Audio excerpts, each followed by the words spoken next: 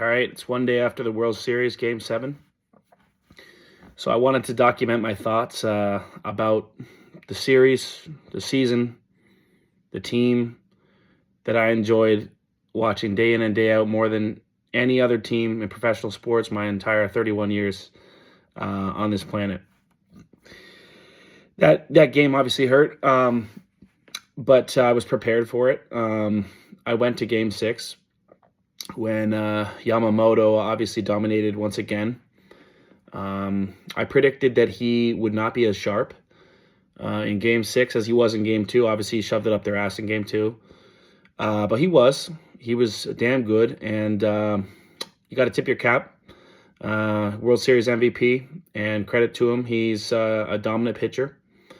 But as soon as they lost that Game 6, I knew it was going to be very tough in Game 7 because you're going up against the defending champions.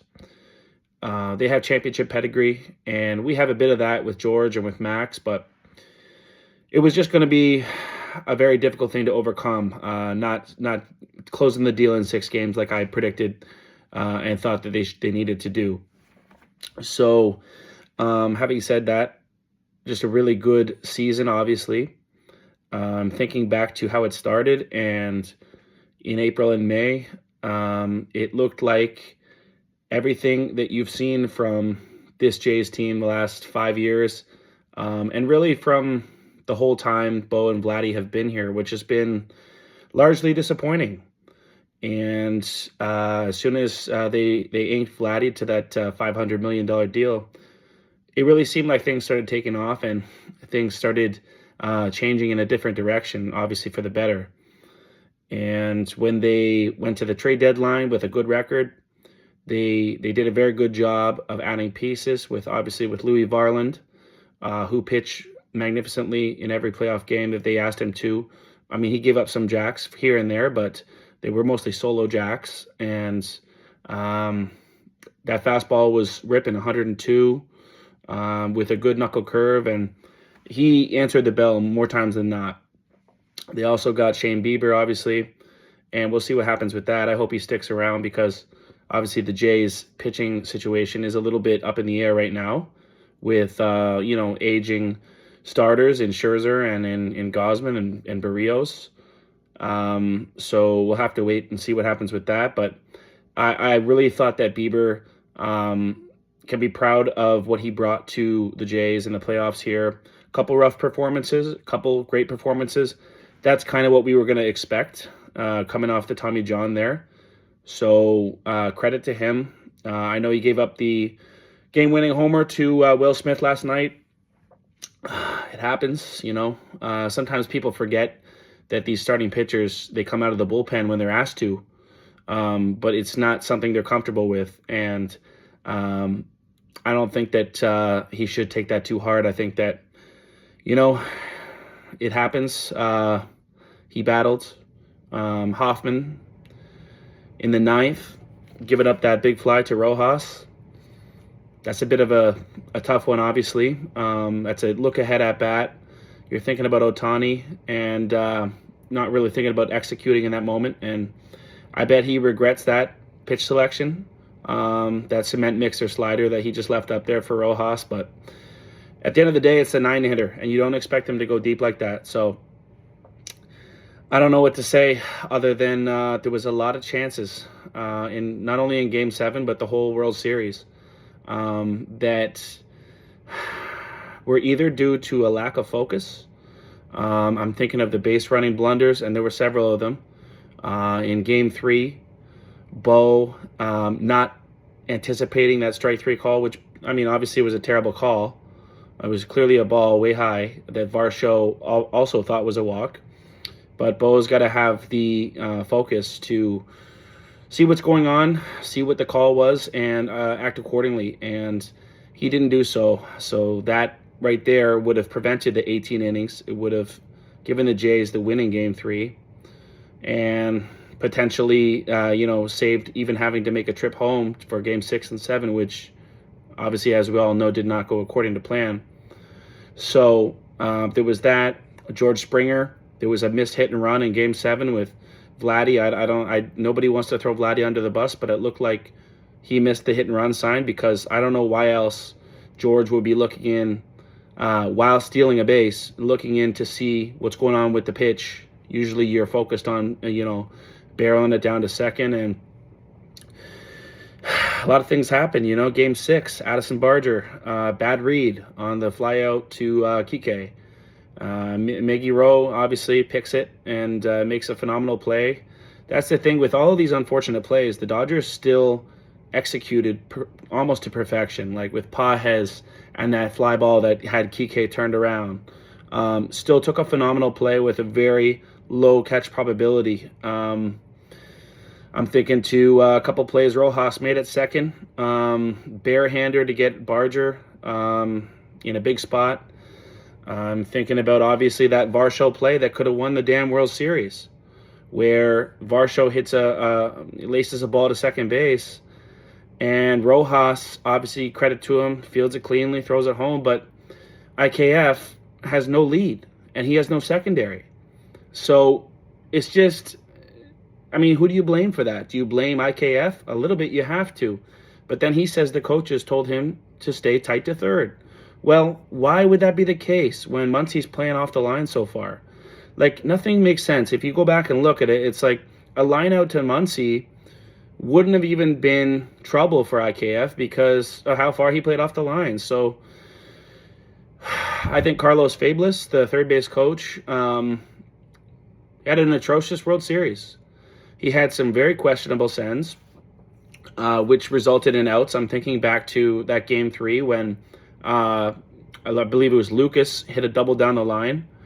And it was just a terrible send that resulted in, I can't remember who it was getting thrown out of the plate, but being out by 8 or 10 steps.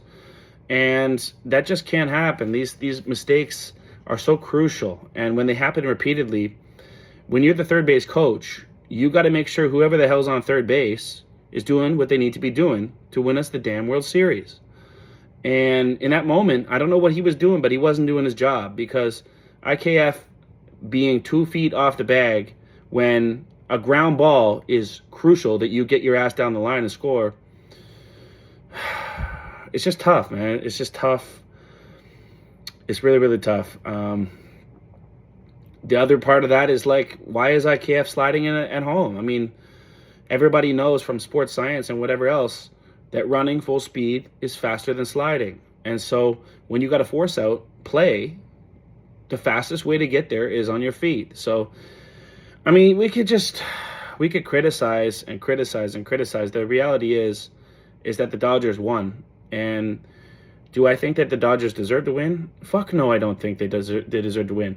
They hit 203 in the World Series, and they won a 7-game series while we laced the ball, had runners on every inning, pressured them, but then at the other side of the token, we couldn't hit with runners in scoring position. So there was no timely hitting. So while we had a good average and while we hit the ball well all series, we couldn't cash when it mattered. So that's obviously frustrating. That's a bit of that is not meeting the moment, I think. A bit of it is, you could say, is luck, because a lot of these times they were still hitting the ball hard. It just wasn't finding green. So a bit of luck, a bit of not meeting the moment, and I guess that's what you expect in a Game 7 from a team that came out of nowhere to come on this run and has never really been there as a core group. So on the other side, you've got the juggernaut Dodgers, and they have been there and they have done that. And so when they meet their moment, it's something that they are comfortable with. And that's why I was so worried about Game 6 not going our way, because I thought this is a series that the Jays can win, but the Jays have to prove they're the better team by winning in 6. You take them to 7, anything can happen, but baseball history tells us it's not going to go well for the team that doesn't bode that experience, that doesn't have that championship pedigree, and obviously they had more of it than we did. I think the Dodgers had a hell of a team. I don't think this was the best iteration of their team, though. I think that their bullpen was obviously shaky. Sasaki aside, they had Maybe Robleski pitched pretty well, but they didn't have one other dependable relief pitcher. And I really just don't know how that didn't cost them, other than the fact that Yamamoto pitched so well in the innings that he obviously was given the ball, that it was able to save them. And credit to him, he's the MVP. He really did shove it up our ass. He really had that splitter working, and we couldn't do nothing against it. And I was at the game at Game 6, and it was just hitter count after hitter count, and yet we couldn't do anything about it. It was 2-1. It was 3-2. It didn't matter what the count was. He was executing when it mattered, and we had nothing to show for him. So that was one thing I took away. I wrote a few things down here I want to touch on. I'm really glad that Vladdy and Bo were able to have big moments because they deserve to come up big in big spots. They've been so good for this team during their tenure that I would have been a little bit disappointed, particularly for Bo, because of how good of a postseason Vladdy's had. For Bo to be out the whole playoffs when he's been such a core part of this team, and just watching all the success they've had, it must have been really hard for him. And for him to get that big 3-run shot, I really hoped that was going to be like a Joe Carter moment or something of that nature. Of course, obviously now it won't be forgotten, but it will be diminished, and that's unfortunate because what a pimp job that was. 450, just drops the bat like cold-blooded murder just occurred. And I love that guy, Bo Bichette. Say what you will about his defense. I know he's got some deficiencies at shortstop, but man, that guy can really rake, and I hope we keep him. He's been one of my favorite players to watch. He's obviously one of the most pure hitters in the entire game, in the entire sport. So I'm really glad that he had a big moment there. So they say there's 3 facets to the game, obviously: offense, defense, and pitching. And the Jays were good in all 3 facets. In fact, they were brilliant on defense. They made diving catch after diving catch. Vladdy was fantastic. Varsho was fantastic with the diving catches. Vladdy with the throws, the double play throws to second, the throw over to Ernie where he picks it and gets the guy. Like, these are not normal plays. These are fantastic plays. And the defense the Jays displayed was just sensational. On the offensive side, like I said, they had so many guys come up big. Barger had obviously a huge World Series. I really wish that he had a chance to do some damage there in the 9th. But they pitched around him, and it was the wise thing to do because of how prone Kirk is to that ground ball double play. Obviously, with his foot speed, anything on the ground is trouble. But back to Barger, he really he had a really good playoffs. It's a bit of a coming out party for him, and I think that he's a star in the making. As everybody can see, he's built like a brick shithouse, and he's that guy. So I'm really excited to see what he can do. Obviously, he's got a cannon for an arm. But yeah, a lot of guys. Ernie hit. 30. I think he had 30 hits. It's a postseason record. No one's ever had that many hits. And who even knew of Ernie Clement if you're not a baseball fan? Obviously, we did as Jays fans, but a lot of people around the league, they weren't even able to process how a guy could do something like that, and they didn't even know his name in September. So big shout out to Ernie Clement. Obviously, such a likable character. So many guys. It's such a deep lineup. You had George, obviously, the clutch performer who always in that big spot. And obviously in Game 6, this is another thing too that's going to eat at me, is just obviously not knowing what would have happened if Barger doesn't make that base running fuck up and allows George to come to the plate in a 3-1 ball game with runners at second and third. Same situation as obviously he capitalized on in Game 7 of the ALCS. To not know what would have happened with that. There's just so many what ifs with this World Series that it's really going to be haunting for fans, because there's so many things you can point to and say that cost us. Obviously the most obvious one being the IKF blunder, but there was also the Jeff Hoffman slider that just leaked off the plate way too much and never should have been obviously able to be hit for a home run. The very next batter, Shohei, pops up. Well, that's a World Series win if you just get Rojas. But, that's just the way the game works, obviously, and it wasn't meant to be for us, even though it felt like it was meant to be. The entire time you were watching it, it felt like we were the better team and we were meant to hoist the trophy. Wasn't meant to be. I just mentioned that the Jays played a brilliant defense. Obviously, the offense was good, although the timely hitting was not there, and that's obviously something that you need if you're going to be crowned world champions. So you could point to that and say, okay, well, they didn't hit in timely situations. Fair. But the pitching was amazing. Who would have thought that Kevin Gausman, the entire playoffs, would be giving you a quality start after a quality start after a quality start?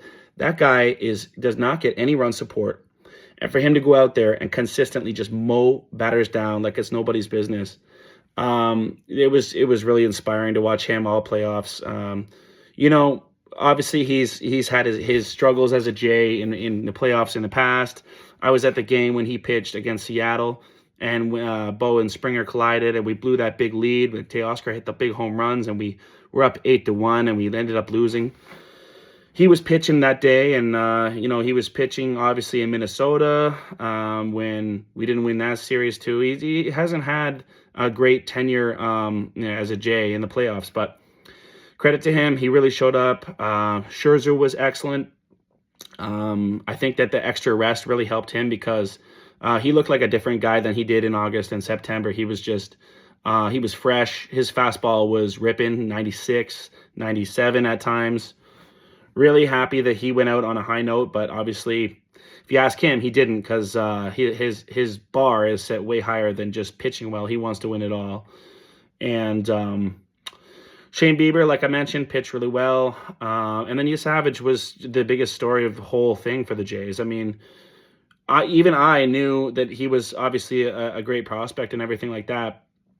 Did not anticipate him coming up and just being electric. And when he had that start against Tampa, I think that was his first MLB start, his debut in Tampa. He really was that guy, but you never know if it's going to translate to the playoffs, and it certainly did. When he obviously, just ran through the Yankees order, me and my buddy were just watching that game, drinking beers, eating pizza, just loving life. That's what I'll remember from this run, man, is just watching it with my buddies every game, or my dad, or whatever it was, and just like being happy to be in the moment of just watching this baseball team that I cared about so much since I was a kid. It's just, that's what sports is about, and that's one thing that you can't take away from us, is the memories of watching these games. And Savage came up huge, made us proud. He's going to be a problem for the AL East for several years to come, and for him to come into Dodger Stadium in a pivotal Games 5 and pitch the way he did, and just quite frankly make the best hitter on the planet look mortal. Is this what he did? He just completely shut down Freeman, Ohtani, Mookie with that split. It wasn't even close. They were just taking foolish swings, and it was something to behold. So he does that. He comes back in the Game 7 like as if, nothing ever happened, like as if he's on full rest. I mean, I know that he came in and he looked a little bit shaky at times. The first couple of at-bats, he looked a little bit, I guess you could say, rusty, like he had pitched 2 days ago, but he still pitched really, really well. And, man, we deserve better, man. I think that you could say that Savage pitched almost as good as Yamamoto. And so that was the pitching side. Obviously, the bullpen did their job. We had Hoffman, who found his game in October. Really was a guy who had a bad season. If you were listening to any of the Jays talk, or Blair and Barker, anything like that, they were all over him all season, basically talking about how they have no confidence in him in the playoffs. And what does he do? He goes in there and finds his game at the right time. We're not here without him. So to hear him after the game in Game 7 say that, he lost everyone a chance at the World Series, It's just simply not true, and it hurts to hear because his contributions, obviously as the closer in the playoffs, were so crucial to get this team where they needed to be. It's never on one pitch. It's with the thing that happened with the play at the plate and IKF. That drives me nuts a little bit more because it's a mental error, and mental errors can be prevented. But hanging a slider, hey, that's baseball. It's going to happen. So it hurt, to hear him say that. It's just not true. And credit to him for battling. Obviously, he was hearing all the criticism all season, and hearing all the noise. People like me saying he should be taken out of the closer role, and he just said, "Fuck that! I'm the closer, and I'm gonna find it." And he did. Seranthony, another good deadline addition. To be honest, I really think that he was our most consistent relief pitcher all season from what I saw from the time they acquired him. Obviously, he had a couple rough outings here and there, but really consistent. That 99, 100 fastball really played in the eighth inning most days. And Louis Varland, like I said, the bullpen was pretty solid. Obviously, you had a couple guys there. Flew Hardy was primarily used for lefties, but he did his job when he was asked to. So you had the pitching, you had the defense, and you had the offense. All three facets were firing on all cylinders. But the one aspect of the game that nobody really talks about is base running. And it's a huge part of what makes or breaks a championship run.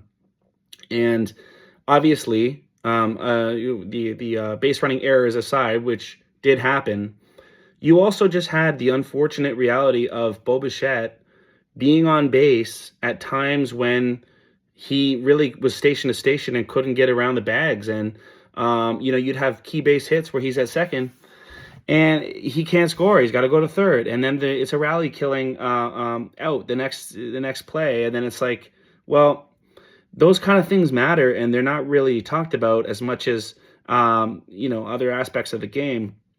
But base running focus, base running execution, and base running ability with these injured players obviously played a huge factor. So that, I think, when I think back on this World Series run, the biggest takeaway for me in terms of what the Jays failed to do in order to seal the deal was they didn't run the bases well. And this is something that obviously they were trying to improve as a team in that area. Obviously you think back to the Minnesota series, how that ended in 2022. And obviously it ended with Vladdy being picked off at second base. So there was obviously, a focus on improving that part of things. And in the regular season, you did see that, but it didn't happen in the playoffs. There was whatever it was, lack of focus, questionable base coaching decisions, and really, really cost them.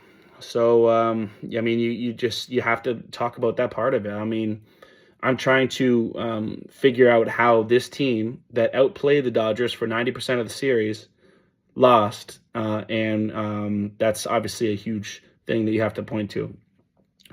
In Game 6, the lodged ball is bad luck, man. It's bad luck. I was there. I'm sitting there. I'm watching it. And Barge just comes up huge in a big spot, and he comes all the way around. It looks like it's going to be called an inside-the-park home run. And obviously, when you're sitting in the stands, you're watching it, and there's hysteria everywhere. And you don't really know what the hell is the call in the field because there's so much noise, there's so much commotion. And I just looked straight ahead to that little part of the scoreboard where it tells you the play-by-play. And it said that the call in the field was that it was a live ball. So I'm telling everybody in my section, oh, it's a live ball. It's going to be an inside-the-park home run. We just tied the game. It's going to be 3-3, and we're going to win. And we're going to win it all right here. And you're in the dome, and it's nuts. It's pandemonium. It was noticeably louder than the Game 7 I attended, ALCS, when Springer obviously went deep off Bizardo. And you just think, this is it. It's meant to be. You kind of, when you get caught up in the atmosphere, you kind of start to believe that things are just going to happen based on the energy that's being produced in the building, which was just off the charts. I mean, to be there was just, it was deafening in there, and it was just so awesome to see so much passion for this team. Like it's just, I mean, you think back to the days when you're in the dome before the renovations and it looked like shit, and there's 8 to 10,000 people and nobody really cares. They're there because it's something to do, but they're not really fans. And the team is average every single season. And the only reason to come to the park is to watch Doc Holliday throw a complete game or whatever. And those days were just like, I still thought they were amazing, but they really weren't. They were averages, and every single season they just couldn't get past the Yankees and the Red Sox. Unfortunately, the AL East was just like that in the early 2000s, but that was life as a Jays fan. It was like being in purgatory for 30 years, and to finally have a year where things come together. Oh man, I didn't know what I was missing. This is so much fun. It was so much fun, and that's why even though they lost, I'm like, yeah, I obviously grieved the loss, like every other Jays fan, but at the end of the day, it was cool as fuck what they did, and like I'm just so proud of this team. I think that they battled, they were resilient, most comeback wins of any team this year. I think back to the Seattle series, you lose the first 2 games of the series at home. You go to Seattle and you show everybody that you're going to make a series of it and bring it back to Toronto, down 3-2. You win both of those games. Like, that is what people remember. That's the kind of shit that makes you worth being talked about when, those reunions come back around. It's like this team, really captured the whole country's attention and imagination. And that's all you can ask for from a team. So just, wow, what a year. What a fucking year. And didn't end the way we wanted it to.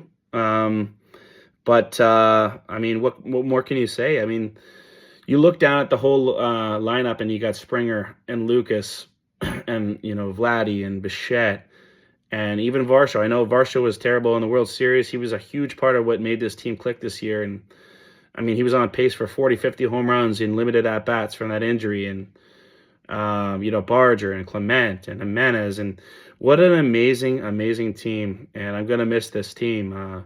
Chris Bassett, he really got me choked up after the game just talking about, this team's never going to be the same. It's there's guys on expiring contracts. They're going to be free agents. The business side of baseball.